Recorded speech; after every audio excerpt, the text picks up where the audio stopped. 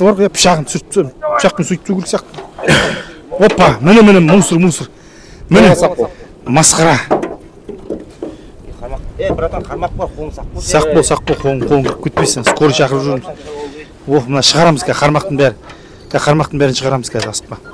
Шығарам. Міне, мусор. Так, жинаймыз қазір. Мына бәрін өзіміз лақтырамыз, е. Енді аккуратно нені шығарып ал. Міне.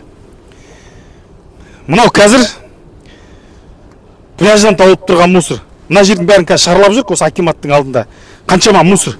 Қараңыздар, қаншама жігіттердің мына қармақтар ілініп жатыр, жалтырауыққа шейін ілініп жатыр. Мына жерде қармақтар толып тұр. Бұнда әлі де шыға береді қазір. Кеттік.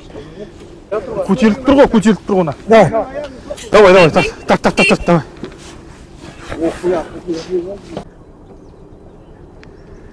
Мусор ілініп қалды, мусор қатты, ауыр. Қазір бұйырса соны жағаға тартып шығарамыз.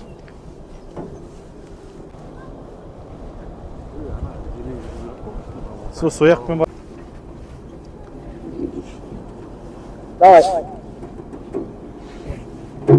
Бля, мы там чахать, короче. Үзіліп қап. Кетті.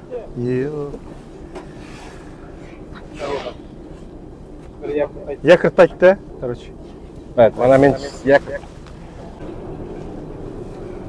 Так, жігіттер, бүгін біздер мынау Ақ үйдің алды, реңкінің алдын жалпы тазалауға шығып едік.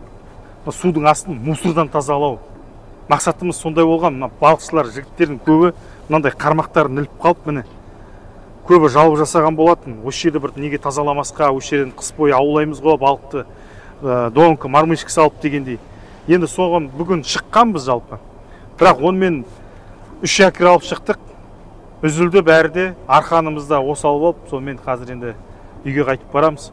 Жалпы балықшылардың жағдайын, жанайқайын осыншама жасап, мына жерде тазартқымыз келген, бірақ алғанымыз тек қана осы, бірақ астына ілдік біздер, ілдік.